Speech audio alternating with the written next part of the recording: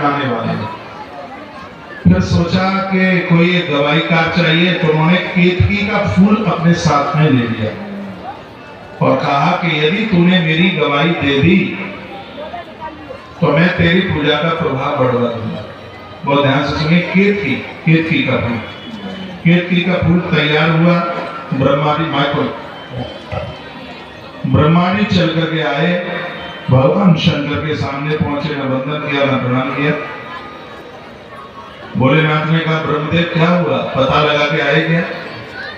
ब्रह्मा जी का पता भी लगाया है मैंने, और गवाही के लिए मैं इस केतकी के फूल को भी वहीं से लेके आया। भोलेनाथ ने केतकी के फूल को पूछा, क्यों? ये इस पेटी की ओर छोर का पता लगा के आया। ब्रह्मा जी ने कहा कि मैं लगा के आया हूं। इतना क्रोध भोलेनाथ को आया तो भगवान भोलेनाथ के क्रोध में से एक अवतार प्रकट हो गया, जिसे भैरव के नाम से जानते हैं। और भगवान भैरवनाथ ने विधाता ब्रह्मा का मस्तक छेदन कर दिया, ब्रह्मा जी के एक मस्तिष्क को काट दिया। कहते हैं ग्रंथ में वर्णन किया गया है कि वही ब्रह्मा का मस्तिष्क महादेव के हाथ के ऊपर आकर के चिपक गया।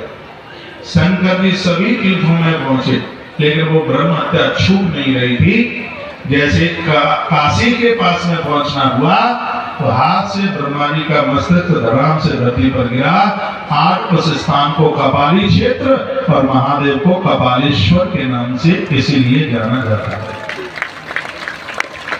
केतकी नाम के फूल को भगवान ने श्राप दे दिया, कहा तो झूठ बोला, मेरा श्राप है, यदि धोखे से भी देवताओं के ऊपर तुझे चढ़ा दिया गया तो उसे घोर गरीबी का एहसास करना पड़ेगा। ये शंकर जी ने श्राप दिया, इसलिए पूजा में कभी भी केतकी का फूल नहीं चढ़ाया जाता। अपने दूसरे शब्दों में केतकी कहते हैं केवड़ा। आप पूजा में इत्र भी प्रयोग में लेते हो तो पूजा में केवड़े का इत्र है, वो पूजा में नहीं लिया जाता, क्योंकि झूठ बोलने पर शंकर जी ने झूठी गवाही देने पर इसको श्राप दे दिया। विधाता ब्रह्मा को श्राप दिया कि धरती पर तुम्हारी पूजा नहीं होगी। नारायण तुम सत्य बोले हो, इसलिए धरती पर तुम्हारे अवतार होंगे, तुम्हारे मंदिर बनाए जाएंगे, और जो तुम्हारे मंदिर बनवाएंगे उनकी वृत्तों को मैं बिगड़ने नहीं दूंगा, उन्हें स्थायी मुक्ति दे दूंगा। ये भगवान शंकर को, इसलिए तो धरती पर विधाता ब्रह्मा का मंदिर कहाँ दिखाई देता है? ब्रह्मा जी गर्दन नीचे करते करते रो रहे थे। करेरे के त्रिदुष्टस्तम सर्वदूर मितो प्रजा ममा विप्रेमते पुष्पे माभूतकाशताः। केतकी नाम का फूल भगवान के चरणों में गिरता है। भगवान ने कहा, दुष्ट तू मुझसे दूर चला जाए। बहुत ध्यान से सुनिए, कथा सुनने के लिए। आपका मन इधर उधर क्षेत्रित हो रहा है, आपका ध्यान थोड़ा सा इधर हो, और बड़ी अद्भुत बात चल रही है। केतकी के फूल को श्राप दिया गया, ब्रह्मा को श्राप दिया गया। भगवान नारायण रो पड़े। भगवान नारायण ने कहा, भगवान मेरी आपसे प्रार्थना है, विधाता ब्रह्मा को क्षमा कर दे, माफ कर दे, इनसे गलती हो गई है। तब भगवान महादेव ने कहा कि श्राप तो मेरा कटेगा नहीं। इतना हम कह देते हैं, मृत्यु लोक में सिर्फ एक ही जगह इनका मंदिर होगा, पुष्कर में। पूरी दुनिया में पुष्कर के अलावा कोई ब्रह्मा जी का मंदिर नहीं है। चरण पकड़ लिए ब्रह्मा जी ने, तब उन्हें वरदान दे दिया कि कोई भी यज्ञ तुम्हारे बिना पूरा नहीं होगा। इसलिए एक यज्ञ में आचार्य होता है और एक यज्ञ में दूसरा ब्रह्मा इसलिए होता है क्योंकि विधाता ब्रह्मा जी को यह वरदान भगवान प्रभु श्री भोलेनाथ ने दिया। केतकी नाम का फूल, उसको भी ये कह दिया गया, उसको भी ये बता दिया गया, बोल दिया गया, कह दिया कि वर्ष में शिवरात्रि के समय पर मेरे मंडप में तुझे लोग लगाएंगे, उन्हें अपनी की गई पूजा का पूरा फल प्राप्त होगा। सफलम क्रियताम ताक्षम विताम ममतिलसम। केतकी ने क्षमा मांगी थी। तो आज भी यह कहा जाता है कि भगवान महादेव के शिवरात्रि के समय पर केतकी का यानी केवड़े का फूल भगवान के महामंडप में लगाया जाता है। जिस दिन ये शिव पिंडी प्रकट हुई थी उसी रात्रि की बात चल रही है। भगवान भोलेनाथ ने कहा, आज से इस रात्रि को लोग शिवरात्रि के नाम से जानेंगे। सुनिए, शिवरात्रि बहुरात्र निराहारो जितेंद्रिय अचेर यज्ञा यथा न्यायम यथा वृंदवंचका। भगवान कहते हैं जो इस शिवरात्रि को दिन रात निराहार रहकर जितेंद्रिय रहकर अपनी शक्ति के अनुसार निष्कपट भाव से मेरी यथोचित पूजा करेंगे, उनको 1 वर्ष की से पूजा करने का फल प्राप्त हो जाएगा। ये ऐसा वर्णन। 26 तालियां तो बजाना ही नहीं है आपको। 26 तारीख को शिवरात्रि आ रही है और यहाँ शिवरात्रि के महत्व का वर्णन किया जा रहा है। लिखा शिवरात्रि बहुरात्र, सबसे बड़ी रात्रि होगी शिवरात्रि। 5-4 रात्रियां ऐसी हैं जिनको महारात्रि के नाम से जाना जाता है। भगवान श्री कृष्ण की जन्माष्टमी, नवरात्रा में दुर्गा जी की दुर्गा अष्टमी, कार्तिक के शुरू होने से 1 दिन पहले शरद पूर्णिमा की शरद रात्रि, और एक है भगवान महादेव की शिव महारात्रि। ये 5-4 रात्रियां हैं, अपने आप में बड़ी अद्भुत है। इनका प्रभाव मैं बता देता हूँ। शरद पूर्णिमा की रात्रि को खीर बना करके प्रसाद रूप में जो से लेते हैं, उन्हें जीवन में कभी कुष्ठ रोग नहीं हो सकता, हार्ट अटैक नहीं हो सकता। ऐसा हमारे ग्रंथों में वर्णन है। शरद पूर्णिमा की रात्रि को खीर बनाकर चौड़े में छत पर रखा जाता है, हल्के कपड़े से उसको ढक दिया जाता है। दूसरे दिन उसको प्रसाद रूप में लिया जाता है। गोपी गीत के पाठ किए जाते हैं, रुद्राष्टक का पाठ किया जाता है और सोम स्तोत्र का पाठ किया जाता है, सोम अष्टक का पाठ किया जाता है। इसका इतना बड़ा प्रभाव है, इस प्रसाद को लेने से कुष्ठ रोग, शरीर में सफेद दाग वाली बीमारी नहीं होती। ये शरद पूर्णिमा की रात्रि का बहुत बड़ा प्रभाव है।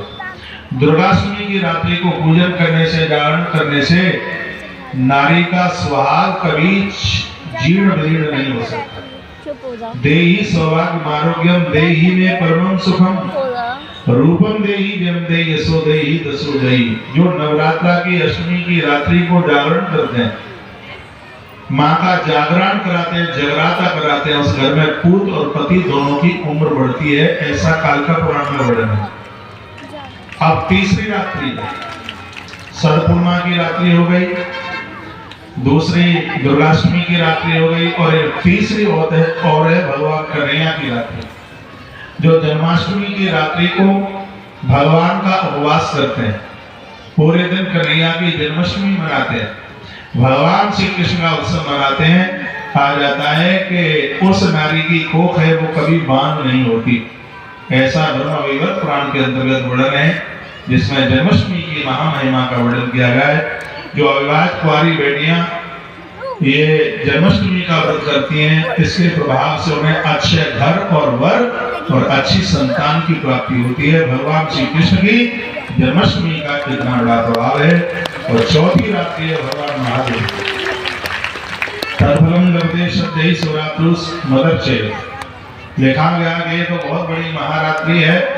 जो शिव महारात्रि को रात्रि को भगवान महादेव की 4 पहर की पूजा करेंगे, उनकी घोर कर्मनाली समाप्त हो जाएगी। उनके घर में कभी दरिद्रता चल करके नहीं आएगी। तो आपके पास शिवरात्रि का मुहूर्त पहली पूजा का 9:26 तक है। पहली पूजा 9 बजे से लेके 9 बजे के 26 मिनट के बीच में करनी है। जो भीमसेन मंदिर में पूजा करने के लिए जा रहे हैं, तो पहली पूजा 9 बजे से 10:30 बजे तक, आधे घंटे का गैप होगा। बाथरूम वगैरह जा सकते हैं, चाय वगैरह पी सकते हैं, पानी वगैरह पी सकते हैं, आधे घंटे का गैप। आप जितने पंडाल में आप दिखाई दे रहे हैं, 4 पैर की पूजा कैसे होती है भगवान महादेव की। भीमसेन मंदिर 26 तारीख की रात्रि को पड़ा है। पहले मेरा वृंदावन जाने का मन था, लेकिन मैंने कलश यात्रा से पहले भीमसेन मंदिर का, मैं कई बार मैनपुरी में आया हूँ, लेकिन मुझे इस दिव्य मंदिर का दर्शन करने का सौभाग्य पहली बार ही प्राप्त हुआ। इतना आकर्षण, इतना खिंचाव मैं शब्दों में बयान नहीं कर सकता। मैंने अपने वृंदावन जाने का प्रोग्राम चेंज कर दिया। मैं बटेश्वर जा रहा था रात्रि को 4 पैर की पूजा करने के लिए। दिन में मैं जाऊंगा बटेश्वर में, सुबह जल्दी निकलूंगा। भगवान बटेश्वर नाथ का मैं पुजारी हूँ, उनके प्रति मेरी बहुत बड़ी श्रद्धा है। आपके नजदीक है बटेश्वर, यहाँ से ज्यादा दूर नहीं है। आप इस जगह जरूर जाया करें, इसलिए क्योंकि श्री शिव महापुराण की कोटरुद्र संहिता में भगवान बटेश्वर के महात्म्य का वर्णन किया। 101 मंदिर बने हैं। दुनिया का एक ऐसा इकलौता ये मंदिर है जहाँ जमुना जी उल्टी बह रही है। इस मंदिर की बड़ी विशेषता, औरंगजेब ने 3 प्रहार इस पिंडी के ऊपर किए थे। पहला प्रहार किया तो इस पिंडी में से दूध की धारा फूटी, दूसरा प्रहार किया तो उसमें से जल की धारा फूटी। औरंगजेब ने तीसरा प्रहार किया तो उसमें से रक्त की धार फूटी और पिंडी में से आवाज आई कि 24 घंटे तक तेरी मृत्यु हो जाएगी। और यही हुआ, वो 24 घंटे तक जी नहीं पाया, दुनिया छोड़ के चला गया। ऐसे भगवान बटेश्वर जैन धर्म में सिर्फ बेटी ही बेटी जन्म ले रही है, वंश वृद्धि के लिए एक बेटे की जरूरत है।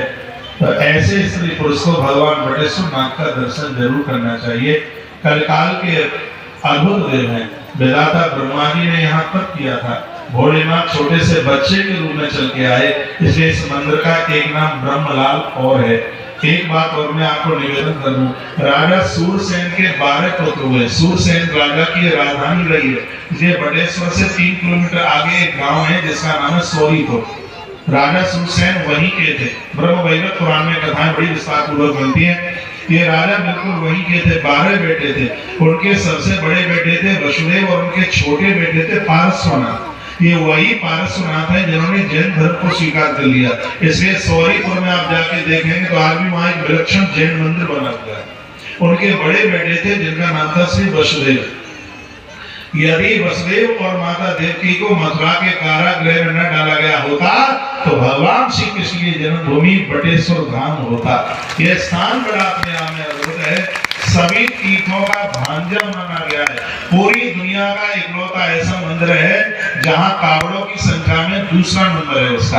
पहले नंबर पर है बाबा बैजनाथ धाम और दूसरे नंबर पर है बटेश्वर धाम। स्वयंभू है। बहुत प्राचीन काल में यह भगवान महादेव की पिंडी प्रकट हुई है। 101 मंदिर है। कभी आप जाते होंगे, ना जाते हो तो मैंने थोड़ी सी आपको जानकारी दी है। यमुना के पवित्र किनारे पर बसा हुआ देव मंदिर अद्भुत है। एक छोटी सी कहानी में आपको कथा ताकि मैं आपको सुना दूं। भदावर के राजा दूसरे राजा के साथ में ये संबंध जुड़ा। कहा हमारे बेटा होगा, तुम्हारे बेटी होगी तो हम बारात लेकर के आएंगे। तुम्हारे यहाँ बेटा हुआ, हमारे यहाँ बेटी हुई तो हम बारात लेकर तुम्हारे यहाँ जाएंगे। वो समय ऐसा था कि बच्चों के जन्म से पहले ही सगाई हो जाती थी। हुआ ये कि दोनों राजाओं के यहाँ बेटी हो गई। लेकिन भदावर के राजा की रानी ने ये बात छिपा ली और ये कहा कि अपने यहाँ तो बेटा हो गया। पहले शादियां भी जल्दी हो जाती थी। संबंध हो गया, राजा बारात लेकर के चले तो यही यमुना जी के किनारे पड़ा डाला तो पता लगा कि रानी ने बात को छिपाया है। बेटा नहीं, मेरे यहाँ तो बेटी का जन्म हुआ है। राजा अपनी बेटी को छाती से लगा करके और आत्महत्या करने के लिए जैसे ही यमुना जी में छलांग लगाई, भगवान महादेव ने प्रकट होकर के राजा की जान बचाई। मरता क्यों है? तेरी बेटी को हम बेटा बना देते हैं। भगवान बटेश्वर नाथ ने उस बेटी को बेटा बना दिया तो पुनवा आज भी चल रहा है। ऐसे भगवान महादेव, ऐसे भगवान शंकर हैं जिनकी महिमा, बटेश्वर नाथ की महिमा शब्दों में जितनी भी बयान की जाए उतनी कम है। तो 26 तारीख को हम 4 पैर की पूजा बटेश्वर नाथ के चरणों में करने के लिए जा रहे थे, लेकिन भीमसेन महादेव का दर्शन करके हमारा प्रोग्राम चेंज हो गया है। 4 पैर की पूजा भगवान भीमसेन मंदिर में होगी। आप मैनपुरी के लोग और आसपास के लोग बुला सकते हैं, इस पूजा का दर्शन कीजिए। बहुत ब्राह्मण वहां पर महाअभिलाषी कर रहे होंगे। तो मेरे और आपके लिए बड़े सौभाग्य की बात है। शिवरात्रि करने से भक्त लोग उतना पुण्य प्राप्त कर लेते हैं। तो मैं पूजा के टाइमिंग आपको बता रहा हूँ। पहली पूजा 9 से 10:30 बजे, दूसरी पूजा 11 से 12:30 बजे से 5 बजे। इसको कहते हैं 4 पैर की पूजा। चौथी पूजा में थोड़ा टाइम ज्यादा लगेगा तो उसमें उत्तर पूजन होता है, उसमें 2 घंटे लगेगा और मैं 1.5 घंटे में पूजा पूरी हो जाती है। महारुद्राभिषेक कुछ बातें और लिख लीजिएगा। ग्रंथ में लिखा है कि गन्ने के रस से भगवान का आप अभिषेक करेंगे तो घोर गरीबी का दमन हो जाएगा, घोर गरीबी समाप्त हो जाएगी। यह इसका एक बहुत बड़ा फर्क है। यदि पीली सरसों के द्वारा जाएंगे और काली सरसों के द्वारा अभिषेक करोगे तो रोग समाप्त हो जाएंगे। जल में थोड़ा सा तेल मिला करके, सरसों का तेल, पीली सरसों का तेल दुश्मनों को समाप्त कर देता है और जो काली सरसों होती है उसका जो तेल है वो रोग को समाप्त कर देता है। यह इसकी बहुत बड़ी महिमा है। कालिया देखे बच्चे पढ़ने लिखने में कमजोर हैं तो गौ माता के दूध में, कच्चे दूध में, देवताओं के ऊपर कभी भी गर्म दूध नहीं डाला जाता। ध्यान रखने से कच्चे दूध से ही भगवान को स्नान कराया जाता है। उसमें थोड़ा सा बूरा डालकर या चीनी डाल करके यदि मीठे दूध से भगवान का अभिषेक किया जाए तो ग्रंथ में लिखा है कि बुद्धि गुरुदेव बृहस्पति की तरह काम करने वाली हो जाएगी। इसलिए मीठे दूध से बच्चों की विद्या के लिए ये महारुद्रा अभिषेक किया जाता है। गंगा जल से भगवान का अभिषेक करने पर मृत्यु के समय पर पांव में कांटा लगे इतनी भी तकलीफ नहीं होती। गंगा जल से भगवान को स्नान कराने का इतना बड़ा महत्व है। और भी मैं आपको कुछ निवेदन करना चाहूंगा। वर्णन किया गया है जिनका मकान बन नहीं पा रहा है, बड़ी दिक्कत, बहुत बड़ी परेशानी हो रही है, तो महादेव के सामने एक जोत घी की जलाकर और दूसरी जोत तिल के तेल की जला करके फिर भगवान शिव का गन्ने के रस से अभिषेक कीजिए, बहुत आनंद आ जाएगा। वंश वृद्धि के लिए दूध में पानी में घी डाल करके अभिषेक कीजिए, बहुत अद्भुत काम हो जाएगा। तो ऐसी बातें इससे महापुराण के अंतर्गत लिखी गई हैं। एक बार जयकारा लगाइए भगवान के बिहानी नाम की। यद ग्रंथ से नैवेद्य प्रचारों को प्रजाते। ग्रंथ में वर्णन किया गया कि जिन घरों में भगवान को नित्य भोग लगता है तद ग्रह पावनम सर्वमन पावन कारणम, वह घर अपने आप में बिल्कुल तीर्थ की तरह हो जाता है। उस घर में और तीर्थ में कोई अंतर नहीं रहता। इसलिए अपने घर में प्रत्येक दिन भगवान का भोग लगाइए। एक बात और निवेदन करूंगा, आपके मंदिर में 5 देवता हैं या 25 देवता हैं तो 25 जगह भोग लगाने की जरूरत नहीं है।